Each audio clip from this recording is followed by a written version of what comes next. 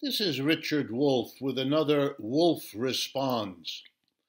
I want to talk about a trend I noticed in recent months of critics of the current collapse of our capitalist system who focus on monopoly, who want us to believe that monopoly is the problem. And it came to a head in a paper prepared for the Federal Reserve governors in Washington, D.C. The Federal Reserve maintains a research division, and they produce very scholarly, very professionally done papers on a variety of issues thought to be important in terms of government policy and the examination of our economic system. This one was co-authored by Isabel Cairo and Jai Sim. And it's about market power, which is one of the ways of describing monopoly. Here is, in a nutshell, what they argue. That over the last 30, 40 years, there has been a growing monopolization of the American economic landscape. In the many industries, one or two or three huge firms dominate the industry to the point of excluding everybody else or being so large relative to other firms that the other firms are reduced to minor footnotes in terms of what happens in the industry.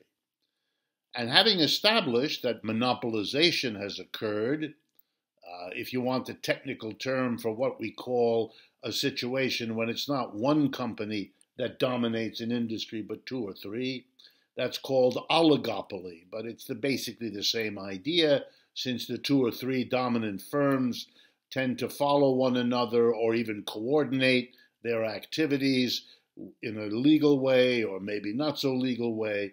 But for our purposes today, the crucial thing is they establish that monopolization or oligopolization has occurred, as indeed it has. Then they take the next step, and that's where I begin to quarrel with them, and I would like to invite you to do that too. They argue that the instability of our economic system, the inequalities that are now so extreme in our system, that these problems, together with a declining share of income going to workers, employees, versus the rising share going to capital or employers, that all of these negative, which they kind of call them, negative consequences flow from this crucial phenomena, namely monopolization.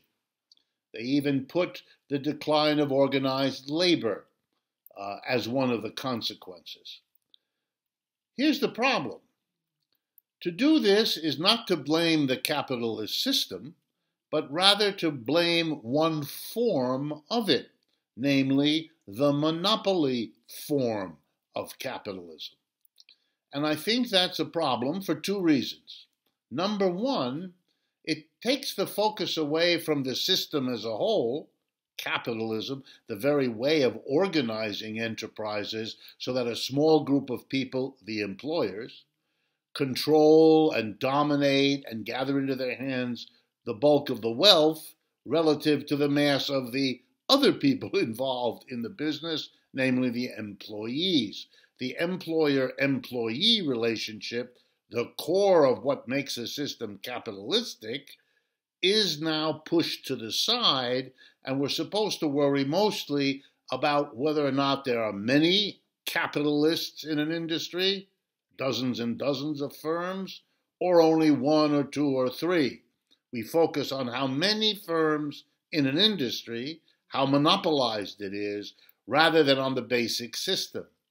And my second reason for not liking it is because it takes attention away from the fact that capitalism has always generated monopoly. So that if you respond to a monopoly by detrustifying it, antitrust, laws that break up big companies into little ones, all you're doing is recreating the very competitive capitalism that has always led to monopoly. So you're not solving the problem, you're kind of kicking it down the road. And I would rather go at the core of the problem, which is capitalism. Let me briefly explain. When you have a so-called competitive industry, an industry in which there are many sellers of the same thing, farming is often taken as an example. Many different farms, but they produce wheat or corn or beef or lamb, and they compete with one another as many firms competing for the customer. And in the capitalist system, that competition always has a result. Some companies win and other companies lose. We once had 30, 40, 50 automobile companies. They competed with one another to produce automobiles. Over time, some companies, you know their names, proved to be more successful than others. So you know the names General Motors or Chrysler or Ford, but you don't remember, unless you're a big enthusiast for old cars, you don't remember names like Studebaker or Packard or even older names because they're gone. What does that mean? It means that in competition, in capitalism, the winners eat the losers. Here's what I mean. The company that goes out of business because it didn't make a car good enough to compete or cheap enough to compete, that company goes out of business. It loses in the world of competition. What happens then to the workers in the company that goes out of business, to the machines in the company that goes out of business? Well, typically, those workers have to find work somewhere else, and those machines and the other equipment is sold on the secondary market. It's sold as secondhand, if you like, used equipment. Well, who buys used automaking equipment? Other automakers. Who in particular? The ones who won the competition. And where does an auto worker go who loses his or her job in a company that lost the competition? Well, the first place to go is a winner of the competition saying, look, I'm an experienced auto worker, hire me. Long story short, in competition, the winners absorb the losers. That's why when you watch competition, many small companies become few bigger companies. That's how they got bigger. They now service a bigger market, and they have absorbed the tools, the equipment, and the workers from the companies who lost in the competition.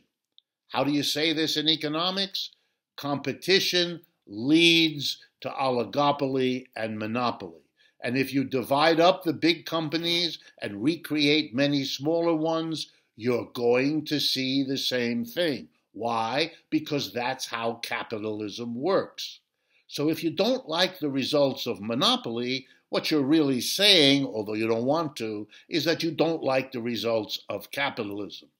I don't want over and over again to see the good understanding that capitalism is the problem we have to get beyond, siphoned off, deflected into fighting against one form of it, monopoly. Especially when you understand that if we even get rid of that form, we're back to square one with a competition type of capitalism that will become monopoly in 5 years or 10 years or 20. We've had to learn that lesson repeatedly. Well, then let's take that lesson to heart. Let's not respond to the absurd crises of our capitalism today by focusing on the latest form of it in monopoly. Sure, Amazon is a monopoly, or Facebook is a monopoly, or Google is a monopoly. I get that. And maybe it would be better if they weren't there, if they were broken up. But I know where those monopolists came from, and I know where the next set will come from. So my vote, deal with capitalism. That's the best way to respond to the ills both of the monopoly form and all the other forms that this system generates. This is Richard Wolff for Democracy at Work with another Wolff Responds.